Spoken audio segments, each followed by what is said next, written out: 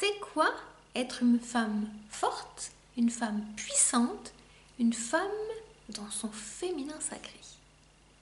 Hello, hello, chère sœur d'âme, je suis ravie de vous retrouver et si vous arrivez sur la chaîne pour la première fois, je vous souhaite la bienvenue sur la Voie des Mystères. Moi je suis Catherine, je suis coach spirituel depuis 10 ans et je suis également analyste et enseignante en Human Design depuis pas très longtemps.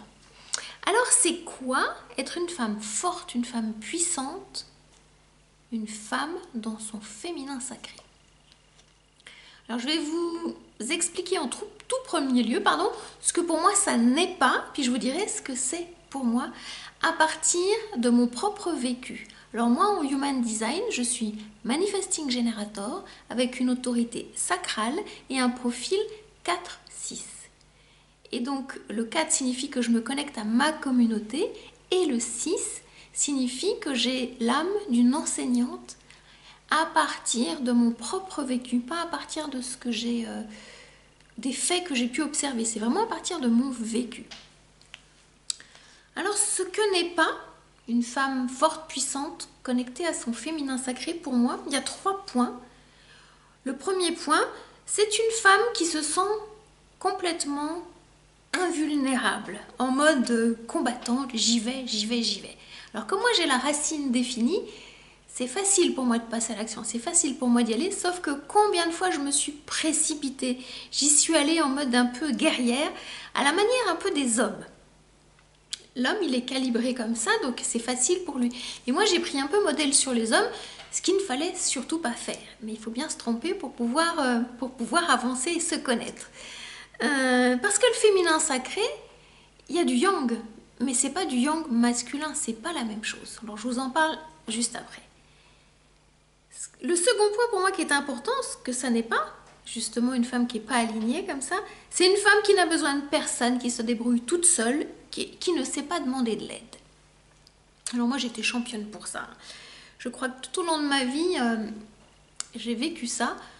Ça part de quelque chose qui était enraciné en moi depuis longtemps. Quand je demandais, on ne répondait pas à mon besoin, on me répondait à côté. Donc j'ai fini par dire, je peux compter sur personne. Vous savez, cette croyance limitante. Donc j'ai fini par me débrouiller toute seule et je ne savais pas demander de l'aide. Pour moi, c'est encore aujourd'hui un petit peu compliqué de demander de l'aide. J'ai le souvenir d'avoir fait une fois un truc un peu fou. Vous voyez les gros canapés là en cuir. Eh bien, il était au rez-de-chaussée. J'avais envie de le monter au premier étage par l'escalier. Qu'est-ce que j'ai fait? J'ai fini par le monter toute seule. Je ne suis pas charpentée comme un mec. Je ne suis pas une taille, vous voyez, normale, pas très grande. Donc, j'ai fini par le monter, mais au prix de combien d'efforts? Alors que si j'avais demandé de l'aide, ça aurait été plus facile. Mais ça, je ne savais pas faire. Parce que demander de l'aide, c'était pour moi difficile, comme une forme de faiblesse. Donc c'était compliqué pour moi et aujourd'hui je vous expliquerai juste après comment je fais et en quoi c'est utile. Le troisième point que j'ai envie de vous partager aussi, c'est côté insensible, le côté froide, le côté distante et le côté je rejette en premier. Peut-être que ça vous est arrivé aussi.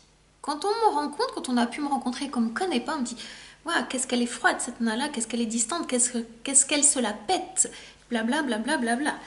Et en fait, je pense que c'était une protection pour moi. Et le fait de rejeter en premier, c'était mettre les gens à distance pour ne surtout pas être rejeté. Donc ça, c'était tout sauf pour moi une femme forte, une femme puissante et une femme dans son féminin sacré. Alors qu'est-ce que c'est pour moi, de mon expérience, de mon vécu, cette femme qui est naturellement forte, qui est naturellement puissante, dans une belle puissance du féminin sacré? C'est une femme qui est vulnérable. Pour moi, vulnérable, ça signifie qu'elle est dans son humanité. Et cette femme-là, eh bien, elle a rencontré son yang, son masculin, non pas à l'extérieur, mais à l'intérieur. Parce que souvent, en tant que femme, on va chercher des modèles à l'extérieur et on s'est trompé parce que c'est quelque chose qui est à rencontrer à l'intérieur. Comment je pourrais vous expliquer ça? C'est comme si je devais faire sortir de moi mon homme idéal mon yang idéal et que je le fais sortir de moi et que je le pose là devant et qu'on se rencontre en fait. Donc le but c'est pas de trouver un homme qui correspond à ça. En premier lieu c'est ok, mais c'est quoi moi cette énergie d'action, cette énergie de mouvement, ce qui m'anime, ce qui me donne envie de me lever tous les matins, quelles sont ces caractéristiques? Et en fait c'est ça que j'ai rencontré.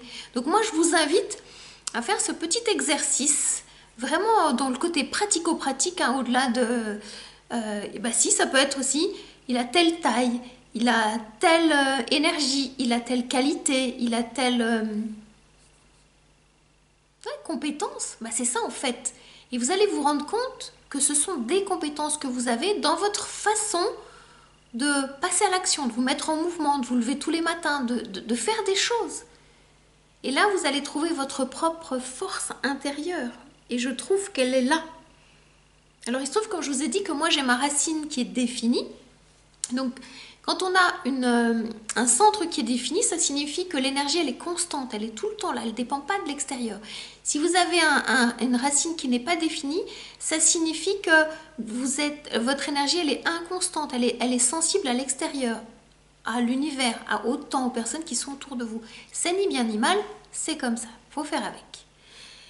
Le second point, par rapport à la femme qui se débrouille toute seule, eh bien moi j'ai osé demander de l'aide. Et ça c'est hyper important pour s'aligner dans cette énergie de femme forte, de femme puissante et de femme dans son féminin sacré.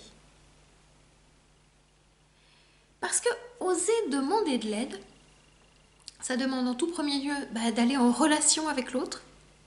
Et ça c'est un challenge.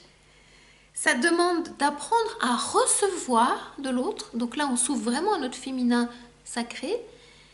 Et ça permet aussi à l'autre de donner. Parce que plein de fois, moi je n'osais pas parce que j'ai rencontré des personnes qui au lieu de donner, prenaient. Vous sentez bien toute la différence.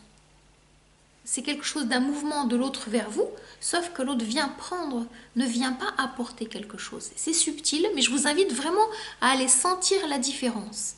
Et quand vous demandez avec justesse, vous rencontrez des personnes qui sont vraiment en capacité de donner parce qu'elles, leur travail, c'est d'apprendre à donner plutôt que de prendre. Et donc, demander, c'est un vrai acte de foi.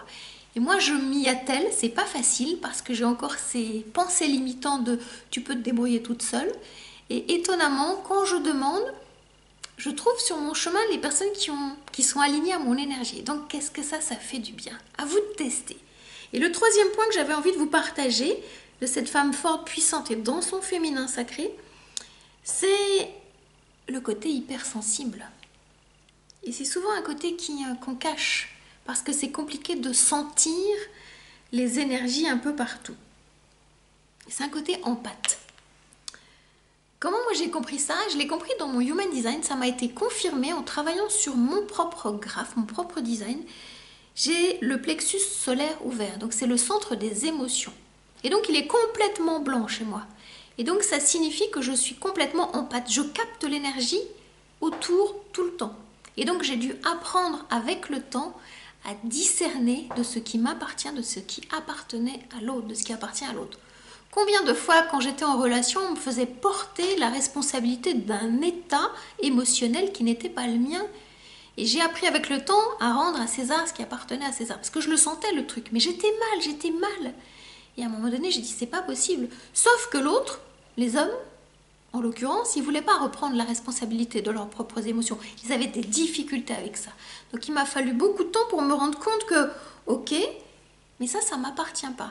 Et donc c'est quelque chose que je pratique chaque fois que je coach, chaque fois que j'accompagne, parce que je sens l'énergie que dégage ma cliente. Et tout le travail qu'on fait ensemble, c'est ok.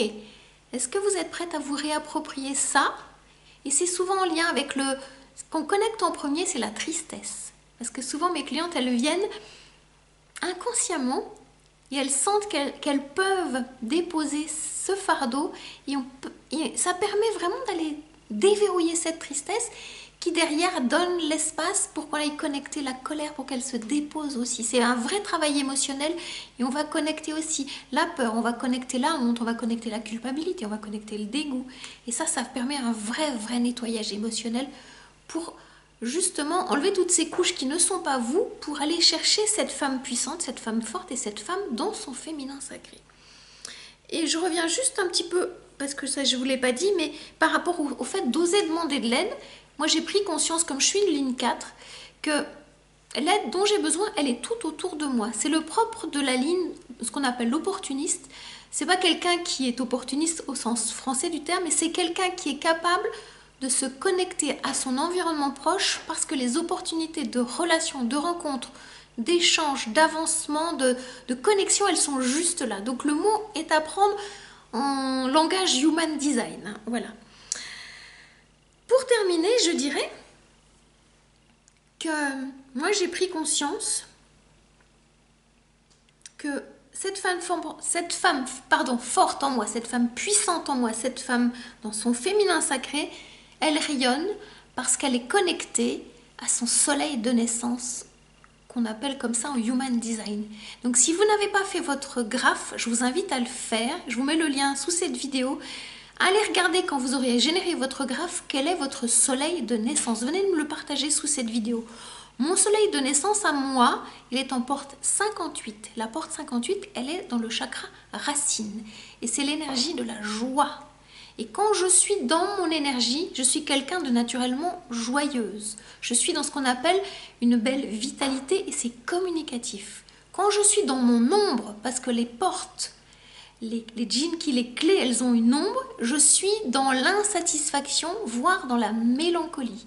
Alors quand je sens que je suis dans la mélancolie, je peux être sûre que c'est la porte de mon soleil conscient qui est un peu verrouillée, qui est un peu fermée. Donc je partage mon exemple. Je vous invite à aller regarder, puis à voir un petit peu comment cette porte, elle vous parle, comment cette clé, elle vous parle, et dans quel centre elle est située. Il faut savoir que notre soleil de naissance nous apporte 70% de notre énergie. Donc c'est hyper important de se connecter à ce soleil de naissance. Donc moi, par cette vidéo, j'ai envie de vous apporter toute ma joie, toute ma vitalité, tout mon bonheur pour que vous puissiez vous sentir complètement rayonnante et que cette joie, elle soit communicative. Voilà. Alors si vous avez envie d'aller plus loin, de vous connaître, de vous rencontrer, de travailler sur vous, j'ouvre mon agenda en ce printemps 2024 pour mon accompagnement qui s'appelle Révélation. On part en voyage, en aventure ensemble pendant 6 mois pour apprendre à vous connecter, à vous découvrir. Donc à voir si vous avez plutôt besoin de travailler sur votre enfant intérieur, sur votre féminin sacré, ou plutôt sur tout ce qui est passage à l'action en lien avec la communication si vous êtes une professionnelle, une entrepreneur. Je vous laisse vous connecter à tout ça. Je vous mets le lien sous cette vidéo. Donc je vous offre une séance découverte qui dure 30 minutes. On prendra le temps de se rencontrer. Et puis, si vous sentez que je suis la bonne personne, on avancera ensemble pendant 6 mois. Voilà tout ce que j'avais à vous dire, chère sœur d'âme. Merci de m'avoir reçu dans votre journée. Merci d'être arrivé jusqu'ici. Et puis si vous avez autour de vous des personnes que ma vidéo peut aider, peut connecter, peut rassurer, peut amplifier, peut permettre d'amplifier leur énergie, je vous invite à partager ma vidéo. Je vous dis à tout bientôt pour un prochain partage, pour un prochain enseignement. Ciao, ciao, ciao!